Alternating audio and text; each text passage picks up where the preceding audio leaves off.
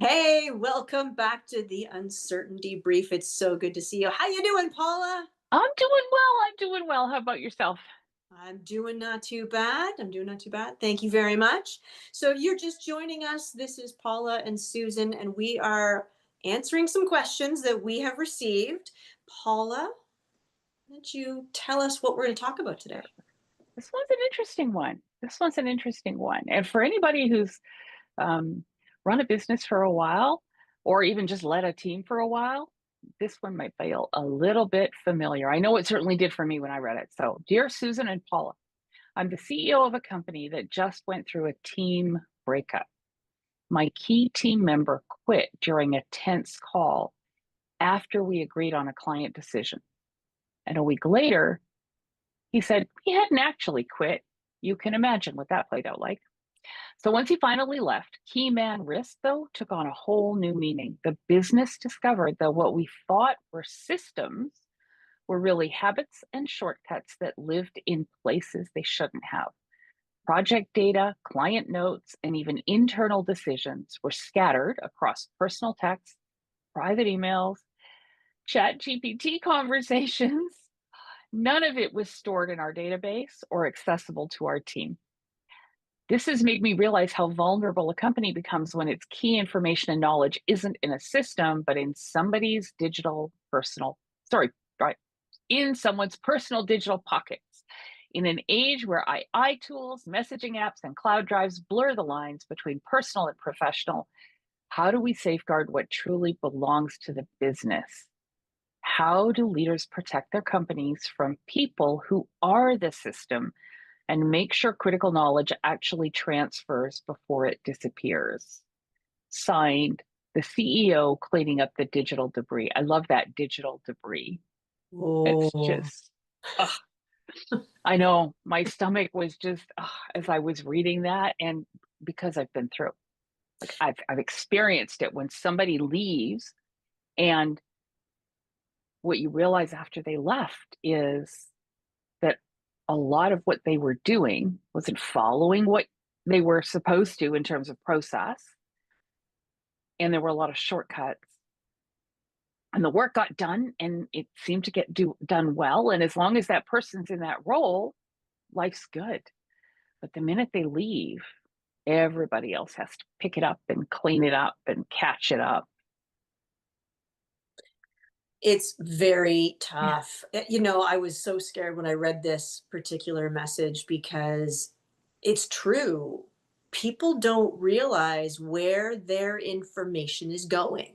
In this Yeah. world where you can take quick screen grabs or recordings or data and just download it, where does the information go and how do you protect the business, right?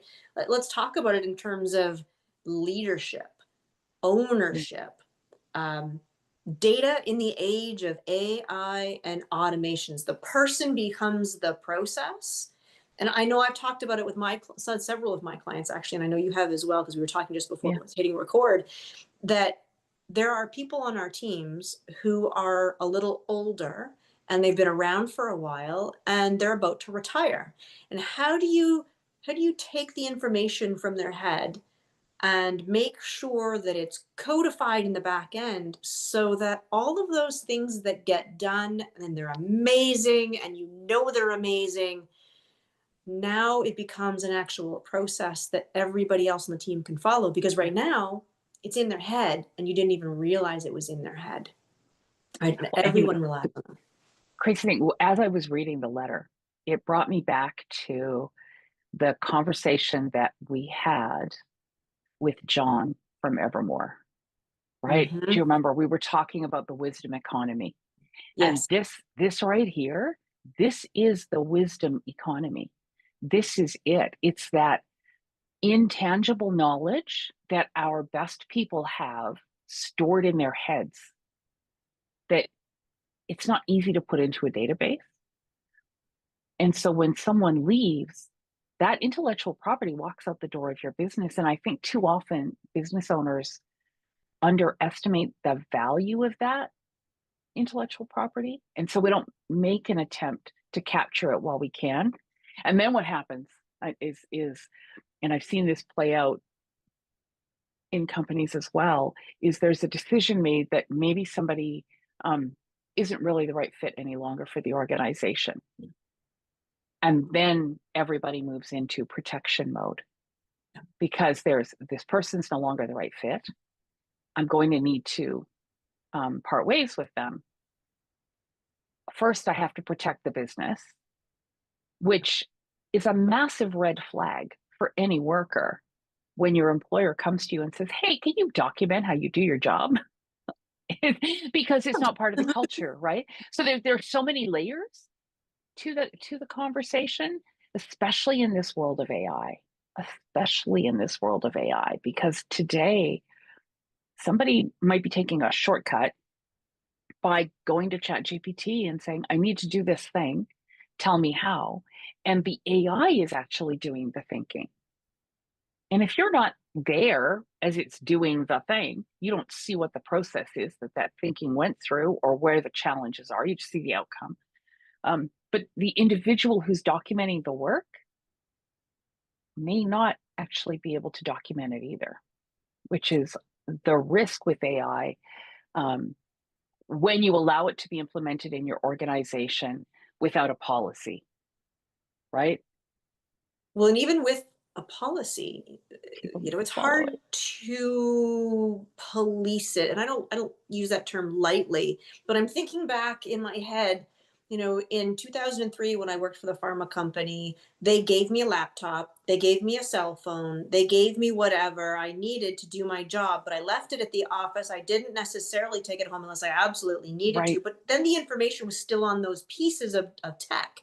And now, with remote and hybrid, a lot of us are using our personal devices for work related purposes. And so the yeah, information, whether we want it or not, as a business owner, flows through somebody else's personal information. So back to the comment about having a process in place, yeah, how do you know? yeah. How do you verify that that happens when somebody leaves, whether they leave under good circumstances or bad circumstances? How do you know that there's not a bunch of information that walks out the door with them? Yeah. And I think Mm. there's well, one, I don't think there's a good answer. There is no perfect answer to that question because as human beings, we're terrible at creating documentation for things we do well. We suck at it. We absolutely suck at it. Not very optimistic today, am I? But it brings up a good point, right? When we talk about documentation, reports, SOPs, Yeah, whether you're doing, I mean, for me, I love looms, but there's yeah, other places like Tangos and wikis and all of these other pieces that will record all of the steps that you're doing. So if I'm then having to be the person that follows up while the bookkeeper is away, I can watch the screen grab and I can probably catch yeah. where they didn't say that and that is what they did, but I can probably see their cursor or something on their screen.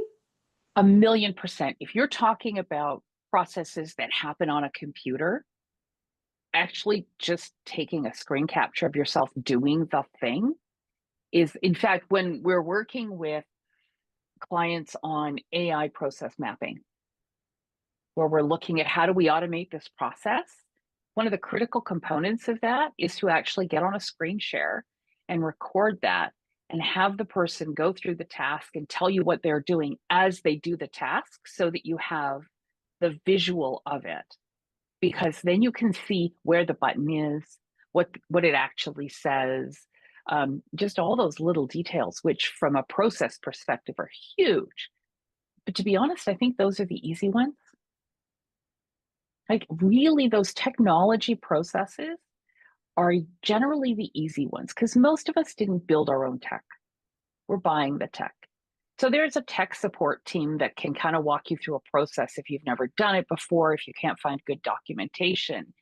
Um, there's ways of getting help. There's help built into the software. Where I find data gets really messed up is when people aren't paying attention to data cleanliness Ooh. or data completeness. And the same with, a place for everything. My grade 3 teacher, a place for everything and everything in its place, right? Yeah. When my son's a chef, wonderful cook, but when he cooks in my kitchen, he grabs what he needs and then he goes and eats the food, Oh, right? And so everything's out. And if he does that twice during the day and then I come home, like, it's now an hour of cleaning just to get to a place where I can start making dinner. Whereas if you just use it, put it away, use it, put it away, use it, put it away. And I think the same thing happens to us in business. It's human nature. There's no judgment here. It's human nature. But it happens in business where, oh gosh, you know what? I'll get those business cards into the CRM later. I'll submit the receipts later. mhm. AI has been a godsend for me in terms of keeping expenses up because all I have to do is go and it's done. It's also saved my marriage because I co own my business with my husband and I'll ask him for receipts and he'll be like, yeah, I got them. I got them. And then he'll say, oh, I found these in my car. And it's all these gas receipts from the last 5 months that he's been telling me he gave me. And I would have to like copy and transcribe those because he's creative, not detail oriented. Um, so, taking pictures, but these things, right? These are things that we don't do or that people don't do. Those are the places that are really hard to recover because it actually doesn't exist in the CRM. So, how do you find it again? And that's where I think it's super important to have checks and balances in your processes where you validate your data. What do you think? I was thinking back to a couple of things. One, I've got an epidemiology background. And so the first thing we do before we analyze anything from a statistical nature is that we actually look at the data. We look at the Hmm. data. We have to clean the data, right? Are there outliers? Why is it an outlier? What would it look like? Identifying those pieces so that when we actually do the statistical analysis, that we either know why we included or didn't include something that didn't make sense originally. But just that familiarity with what you're doing is really important. And it's Hmm. no different when we talk about data in our businesses, really. I mean, one of the projects I undertook a little while ago was to amalgamate, just to your point, I was amalgamating my lists of people and contacts and everything. And I was, I have this list over here and that list over there. Like, this is from the conferences that I held or the events. And this is from those who have purchased from me. Or by the time I was done, I had 84,000 rows of data, but I knew that there were duplicates in there. And so then how do you go through and clean the data and then Hmm. enrich the data?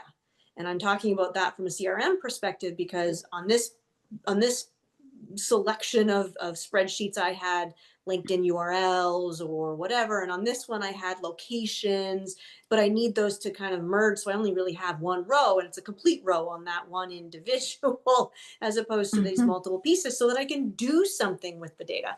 Well, I'm not going to sit there manually and do it. I mean, at the end of the day, I worked at it from an N8N perspective, which I love N8N. And Hmm. then I also use Google Apps Script. And so being able to be creative and work with these in order to get the output that I wanted. And so we wound up with just over 54,000 rows of data in the end that was usable data.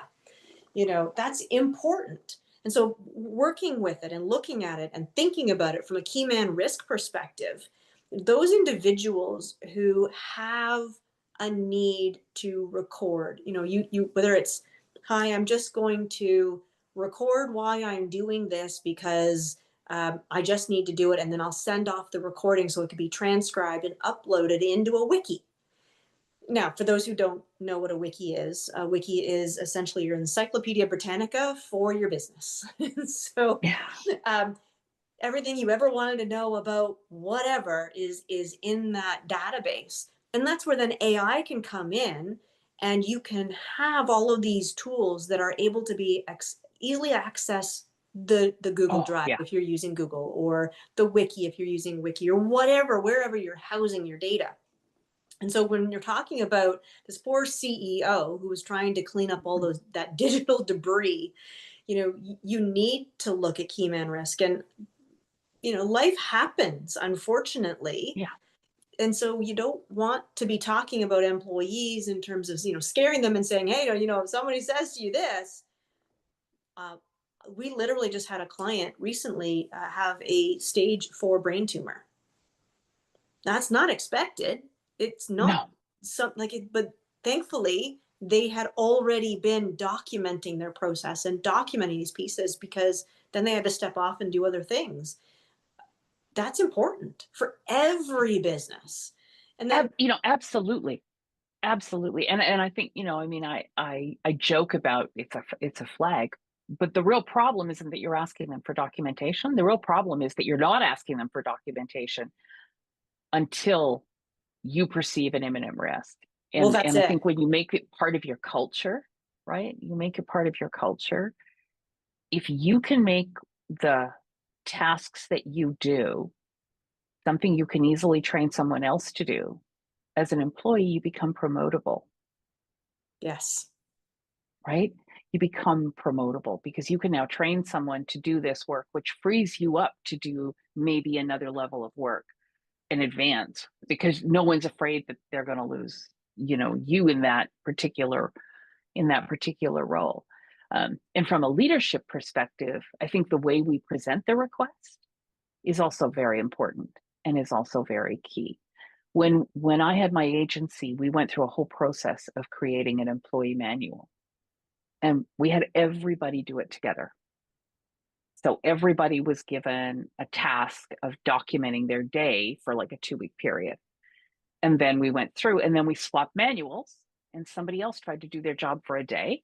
And we figured out where the gaps were. And we ended up with, I mean, it wasn't a thick, this is in the days of binders, right? We didn't have AI back then, or it would have been an AI tool, but it was a binder. And each department had its tabs.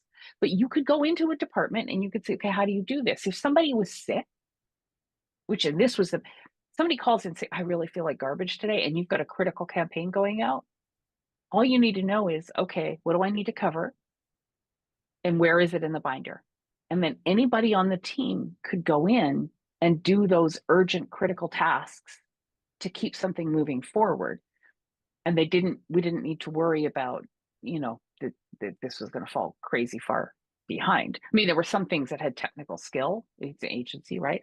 And so sometimes, yeah, you'd need to bring somebody in and bring a temp in if they're going to be gone for 2 or 3 days. But things that have to be done like right now, this moment, are typically the last or the first admin task.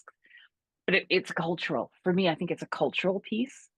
Um, Can we talk about that subject matter expert for just a minute? sure.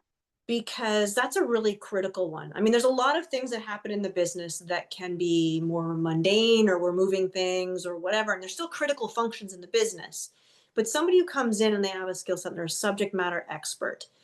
It's really still critically important to have that wiki created, report created, documentation of what they're doing. And so, as much as they might be, in the business, maybe for a project only, take that opportunity to learn as much as possible. And so, getting them to record what they're doing and sharing it, even if they're working remotely, whatever that is, Right. that's important. Subject matter expertise is massively important. And where one of the biggest risks that an organization has is with its account management or client management teams. Yeah. Because client management people, they get to know things about clients that are beyond the work, but that help the work go faster, smoother, and easier. Correct. You know, I went into a Whole Foods this week with my daughter. We had out running some errands, and I needed to go. We ran into Whole Foods, and I don't normally go to Whole Foods, but we ran in because it happened to be closed. And the woman at the cash desk, Susan, knew every customer. We're talking a Whole Foods in the middle of the city. Knew every customer. So while we're standing in line, all I heard was, "Oh, today, how are the girls? You just on your way back from soccer?" Wow. Followed up by, "You haven't been in a while. Have things been okay? How's your mom?" Like it was just this constant knowledge that this woman has of people who buy groceries. But people were actually trying to get into her line because they wanted to say hello, you know? And Yep. she was calling to people 2 lines over. hello, how are you doing? You know, what? Then she would turn around. When we got up there, and she's like, "Oh, I'm sorry." She goes, "I'm just a chatterbox." Then she proceeds to tell us, "Oh yeah, he's in with this kid. It's crazy." It's like, how do you know all this much about? I mean, how many thousands of people go through a store every day? That Mhm. is the kind of institutional knowledge that when that person leaves, it goes with her. In a business, especially a B2B company, when you can keep that knowledge just by documenting it. And I think there's so much that we could dive into there. Uh, Oh, we could be here for hours. I think we're probably getting close to time, though. we probably are. Yeah. I think the last thing that I wanted to touch on was just something that came up in conversation uh, about the tool of AI. Hmm. And really, I was reading something, and it was kind of funny because somebody had asked the question, how much does it cost these LLMs, these models, when you say please and thank you? And so I wrote down a couple stats Okay. because it was funny to me. There was an interview with Sam Altman, who runs Open AI, that's Yep. ChatGPT, and he said it costs thousands, tens of millions of dollars in electricity per year because people say please and thank you. But what I thought was interesting was the next paragraph down, who said, out of those people who were being polite, 12% did it for fear of the future. I'm like, where did we watch Terminator and that's why? So this Yeah. is Skynet. But 2/3 of those who were being impolite, not saying please and thank you, were doing so for brevity's purpose. It wasn't that Yeah. they themselves were impolite. I just thought it was interesting because we've talked about this. You're using AI to take the subject matter expertise, to create the documents, to create the reports, to Hmm. create the SOPs. And we don't want it to be human. We don't need it to be human. It is a Mm-mm. tool in our toolbox. And you It said is something not just before human. this. Yes, you said something just before this that talked about the level of usage of AI last year compared to this year. Please. Yeah. Oh, yeah. It has declined. So What? numbers are well, companies are adopting AI, right? We're adopting it to try and solve these problems, but AI has issues. We talked about them with John, right? There's error rates, hallucinations, Bias. unreliability, coded bias. Absolutely. And this story that we tell the world that AI thinks, AI does not think. AI is a data machine that predicts and parses and regurgitates, but it uses natural language to do so. And so we start to feel like it's a person, and we anthropomorphize it. We turn it into, in our minds, a person. And that's where that feeling of needing to say please and thank you and all these extra flowery words that we put into our language, if we spoke to a human being without those, there'd be words for us, none of them flattering. But with the computer doesn't care if you say please or thank you, Correct. right? um so I have two opinions on that, because I think we should be managing that. um but we also, I think, we need to change the way we think about AI and make it AI in the loop, not human in the loop, not AGI where we don't need humans. Those things are both demeaning to human intelligence. They are both. When someone tells you, oh, yeah, this is going to be a human in the loop process, the human is being treated as the tool that comes in to support the AI. And when you talk about complete AGI, what you're saying is human beings aren't smart enough to compete with these machines. Well, who made these machines? Who created these machines? Who coded the logic that runs these machines? How much trust do you have in that individual that you've never met, that you don't know, that's completely faceless? You've no idea what their moral views are, their ethical views. You don't know what their education was. You haven't seen their transcripts from university. But they've coded this logic and made decisions about how decisions will be made. And you're going to trust that they are smarter than every other human on the planet and abdicate. These things don't work. So I think if we just switch it to talk about AI in the loop, where does AI fit into the loop of this work that a human being needs to execute? How do we fit it in? And take away this anthropomorphization if we can. And it's hard. I struggle. Um, it'll be a lot easier for us because AI can do some amazing things, like get rid of writing those awful reports that so many, I mean, you still have to write them, you still have to know they're accurate. But, if you could take a 2-hour job down to 25 minutes, would you? Hmm. I think for me, I came to the understanding earlier this year after playing around a lot more with AI agents and tools, that there's a lot of times that AI is not the right word to use in a sentence.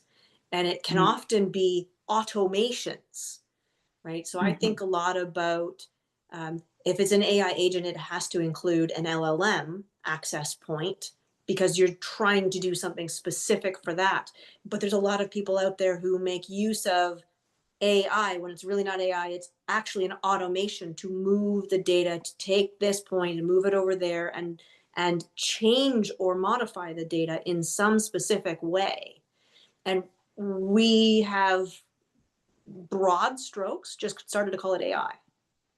Well, we've collapsed the definition of AI into LLMs, right? True.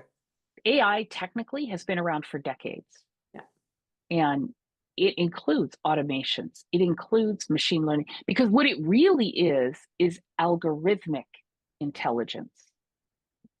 And I'm not saying that's what it's technically called, but that's what it actually is. It's an algorithm that makes decision based on rules that have been hard coded into it. And it might, LLMs might make it able to kind of reconstruct some of those rules. But I find that kind of amusing because you wouldn't have an employee come into your company and say, here's how we're going to do it. You have to follow this process. But if you don't feel like it and you think you know better, have at her. But we Yes. do that with a computer. So it's algorithmic. And it's all of these things. LLMs are just a tiny little component and by themselves are actually not that useful. You Goes to have to integrate them into something else. it goes to garbage in, garbage out, right? That's something Mm-hmm. that, 30 years ago, 40 years ago when I was coming through school, now I'm dating myself. um, In the abacus room. yes, totally. And we were talking about, if you feed it with crap data, you're not going to get the great information out of it. It's not going to serve the purpose you really wanted it to serve in the first place. Yeah. And I think there's a lot that happens with the LLMs. I mean, we don't have time to go into that today, but at the No. end of the day, I think that we think more of it than it probably is. Again, it's back to what we talked about earlier. It's a tool. And so we just Mm-hmm. have to know how to use the tool to get the output we want in order to make what we're doing in business safe, secure, efficient, maybe even fun. There's lots of ways to use it for different outcomes, I positive think of it outcomes. absolutely. I think of it kind of like the alternator in your engine. Hmm, It okay. it serves a function in making the engine go, but there aren't too many people who drive a car who have an advanced degree in alternator maintenance and repair, right? And I think we will get to a point, we are getting to a point where AI becomes not a thing on its own. It becomes an aspect of something we do. And you're starting to see it now even with CRMs that have built-in AI, agentic AI. And really what that is just a simpler form of automation to do something, you know. You're seeing other tools. Your QuickBooks has AI built in. That's how it recognizes your receipts when you click a picture and hit submit. And I think we'll start to see companies solving friction that their customers experience by leveraging AI's capabilities to solve those problems, um, in a way that still leaves their customer in control of the output and with ownership of the output. Very much. Yeah. All right, we are definitely at time now. I know Yeah. it goes by so quickly. So, guys, thank you so much for sticking around. Really appreciate that. Don't forget to reach out. We love hearing from you very much, and we'll